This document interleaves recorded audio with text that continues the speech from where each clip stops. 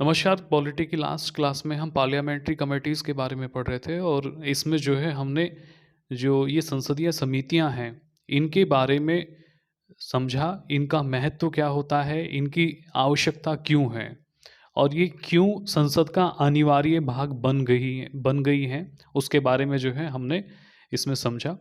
और जो संसदीय समिति हैं इसका वर्गीकरण किया, 6 भागों में इसको हमने विभक्त किया। जो सबसे पहला प्रकार है वो वित्त समितियां हैं, जिनको 3 भागों में विभक्त किया जाता है।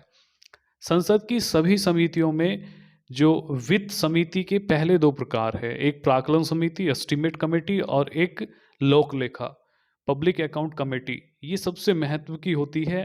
अब तक काफ़ी बार क्वेश्चन इनसे बन चुके हैं और संभावना भी बनी रहती है। तो इसको ही आगे पढ़ेंगे। हमने प्राक्कलन समिति पढ़ लिया था वित्त समिति में, अब लोक लेखा समिति की तरफ चलेंगे। तो जो संसदीय समिति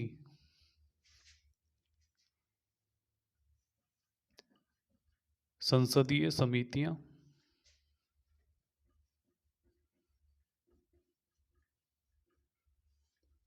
और संसदीय समितियां हमने विभक्त की थी कितने भाग में? 6 भागों में।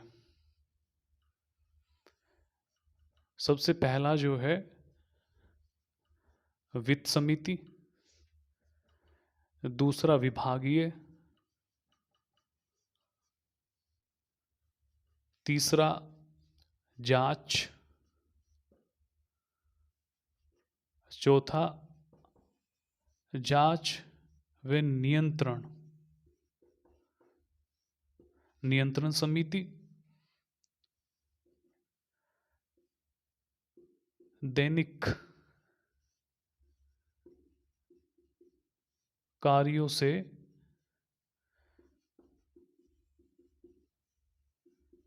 संबंधित समिति और एक थी सदन या सेवा समिति।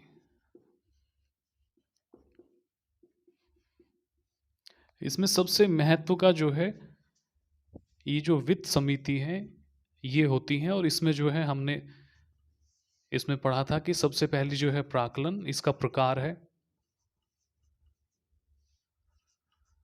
प्राक्कलन समिति, दूसरी लोक लेखा,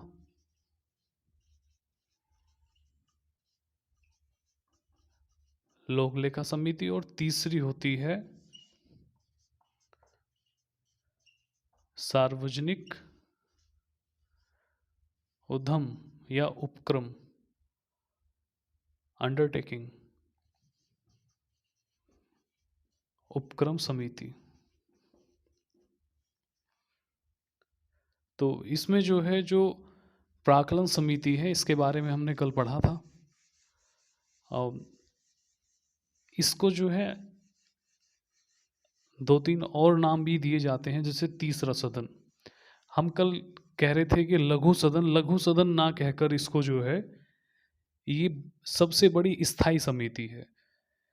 संसदीय समितियों को जो है 2 भागों में विभक्त किया गया था। एक था स्थायी और एक था अस्थायी।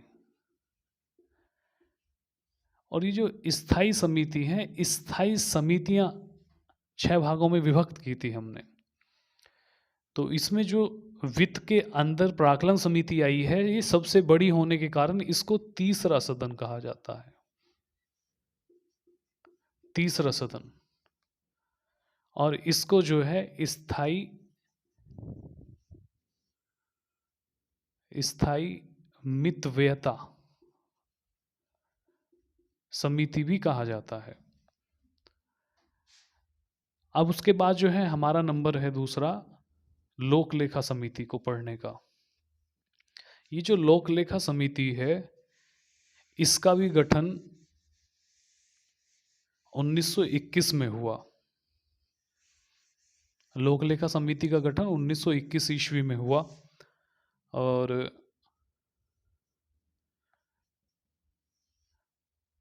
1921 ईस्वी में इसका गठन हुआ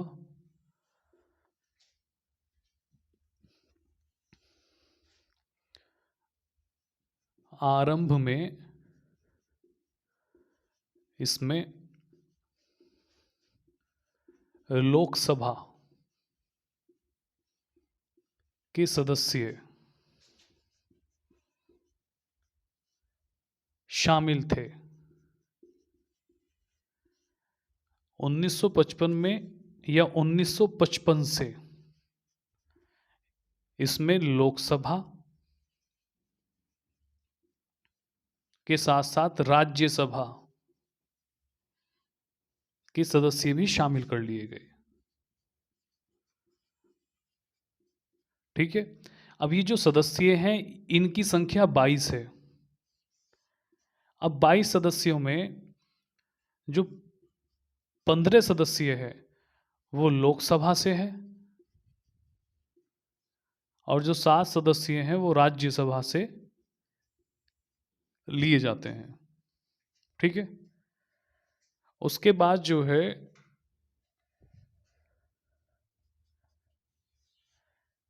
इसमें जो सदस्य हैं, सदस्यों में मंत्री शामिल नहीं होंगे।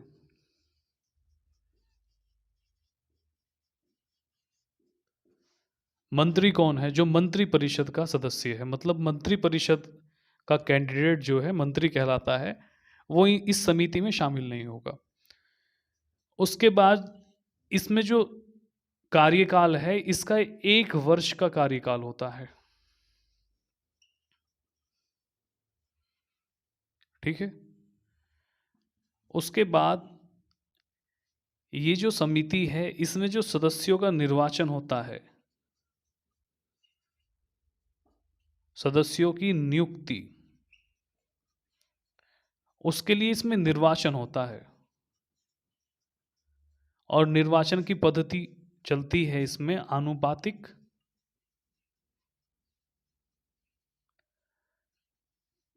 प्रतिनिधित्व पद्धति व एकल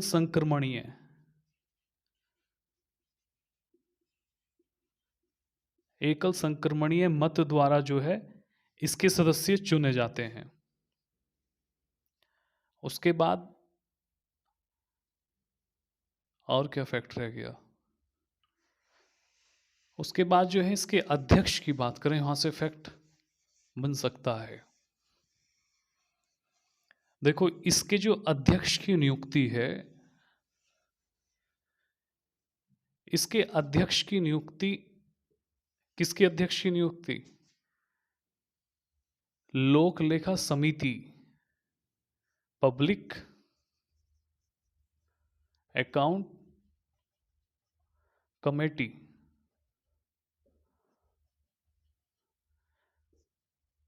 पीएसी का जो अध्यक्ष है, अध्यक्ष की नियुक्ति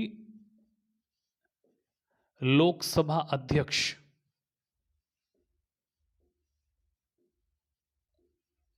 द्वारा की जाती है और इसका जो अध्यक्ष होगा वो विपक्षी दल से होगा, विपक्षी दल का सदस्य। और ये जो परंपरा है विपक्षी दल के सदस्य की, ये परंपरा जो है 1967 से आरंभ हुई है। उसके बाद और क्या फैक्ट पढ़ सकते हैं इसमें फैक्ट हम पढ़ सकते हैं इसके कार्य। इसके जो कार्य है कैग द्वारा, जो कैग है उसके द्वारा जो रिपोर्ट पेश होती है उस रिपोर्ट की जांच करती है ये। देखो, कैग जो है 1 वर्ष में वार्षिक 3 रिपोर्ट पेश करता है राष्ट्रपति को। उसकी जांच जो है लोक लेखा समिति करेगी। राष्ट्रपति को अपना जो सिफारिशें हैं उस रिपोर्ट से संबंधित वो पेश करेगी। राष्ट्रपति संसद के सामने उन सिफारिशों को या रिपोर्ट जिनका निरीक्षण लोक लेखा समिति ने कर लिया है उसे प्रस्तुत करता है। उसके साथ साथ जो सार्वजनिक व्यय है, कहाँ लिखें? यहाँ लिख दें।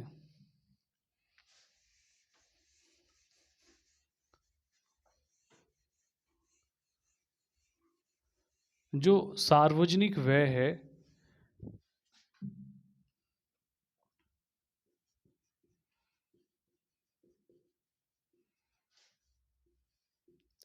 सार्वजनिक व्यय जिन विषयों के लिए अधिकृत है,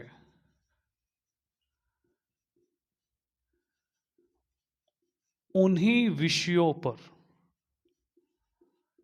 खर्च किया जा रहा है,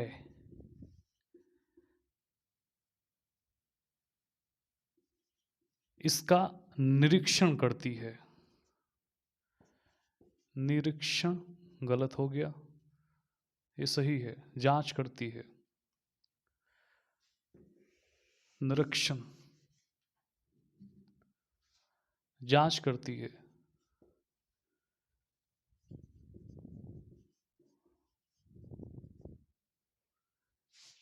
देखो, ऐसा है कि जैसे सरकार के द्वारा जो योजना बनाई गई है उसमें कितना खर्च होना है और किस विषय पे खर्च होना है, क्या ये पैसा उसी विषय पे खर्च किया जा रहा है या कहीं और लग गया है पैसा, तो उसकी जांच होती है।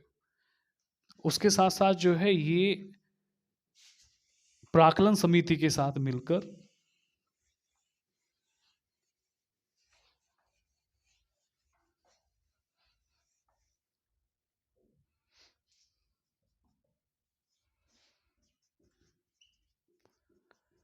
प्राक्कलन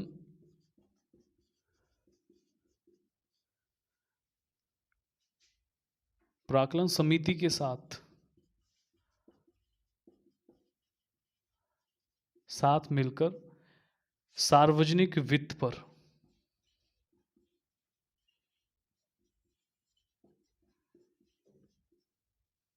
निगरानी करती है, नजर रखती है।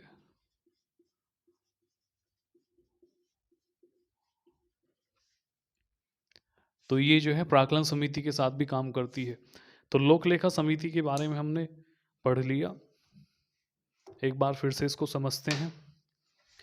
जो लोक लेखा समिति है, पब्लिक अकाउंट्स कमेटी, लोक लेखा समिति का कार्य होता है जो सार्वजनिक व्यय है जिन विषयों के लिए अधिकृत है उसी पर काम हो रहा है या कहीं और पैसा जा रहा है। दूसरा, कैग द्वारा जो रिपोर्ट पेश की जाती है उसकी जांच करती है। इनका गठन 1921 में हुआ और 1955 यानी स्वतंत्रता के बाद जो है ये अपने अस्तित्व में आई स्वतंत्र भारत में।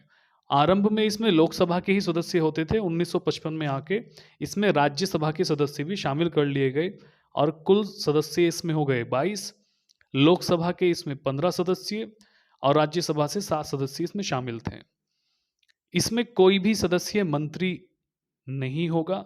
इसका जो अध्यक्ष है उस इस समिति का अध्यक्ष का नियुक्ति लोकसभा अध्यक्ष करेगा और ये भी विपक्ष दल का व्यक्ति होगा कोई सदस्य। और ये परंपरा 1967 से शुरू हुई है, 1967 से इसकी शुरुआत हुई कि विपक्ष दल का सदस्य ही लोकलेखा समिति का अध्यक्ष बनेगा। तो ये तमाम फैक्ट जो है याद रखना। उसके बाद जो है कार्य बता दिया मैंने कि भी कैग द्वारा जो रिपोर्ट पेश की गई है उसका निरीक्षण करेगी और प्राक्कलन समिति के साथ मिलकर जो है लोक लेखा समिति जो सार्वजनिक वित्त है उस पर नज़र रखती है। तो ये सारे कार्य जो हैं इन समितियों के अंडर होते हैं। उसके बाद लास्ट और वित्त समिति का जो लास्ट प्रकार है वो पढ़ते हैं। कार्यकाल लिख लिया 1 वर्ष, और क्या हो सकता है इसमें।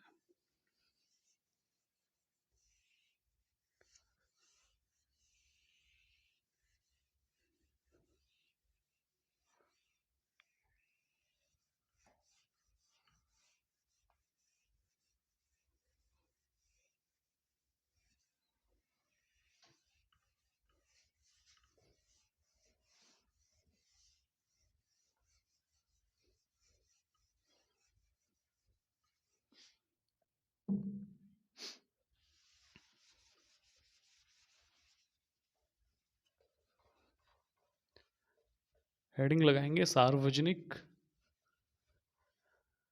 उपक्रम समिति।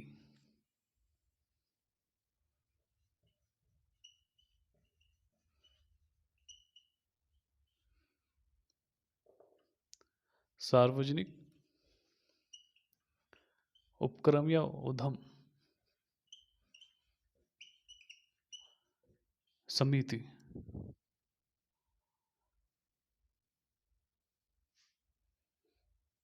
कमेटी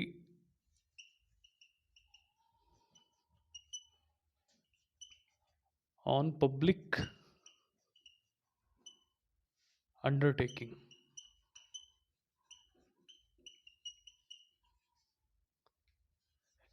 ये समिति जो है वित्त समिति का एक प्रकार है। वित्त समिति है तथा स्थायी समिति है।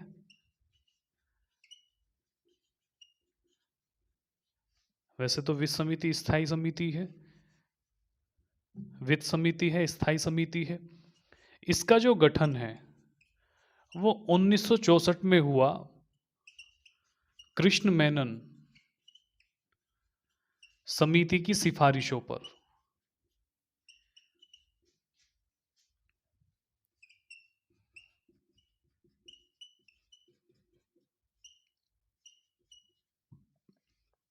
तो इस समिति में और प्राकलन और लोक लेखा समिति में अंतर क्या है? इसका गठन ही 1964 में हुआ है। वो स्वतंत्र भारत में ही गठित, स्वतंत्र भारत यानी पहली लोकसभा जब चलन में आई उसके साथ ही शुरू हो गई थी वो। 1950 से उन्होंने काम शुरू कर दिया था अपना। ये 1964 में गठित होगी और कृष्णन मेनन समिति की सिफारिशों के आधार पर होगी। इसमें शुरू में जो सदस्य थे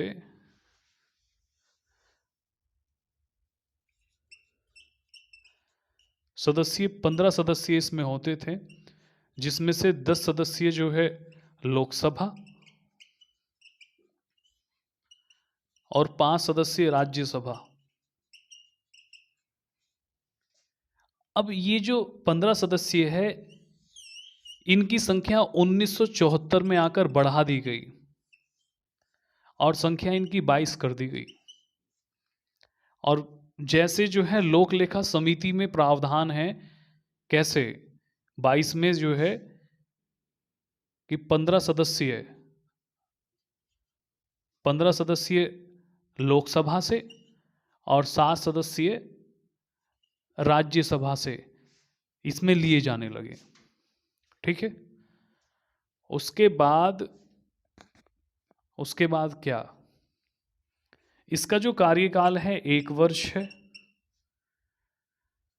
इसमें जो सदस्यों का निर्वाचन होता है, यानी सदस्य जो इसमें लिए जाते हैं वो भी निर्वाचन के द्वारा ही, आनुपातिक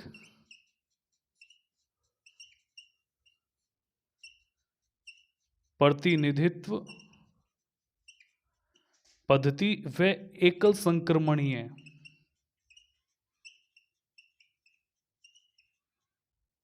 मत के द्वारा जो है इसमें सदस्य चुने जाते हैं। उसके बाद जो है इसमें आप याद रखना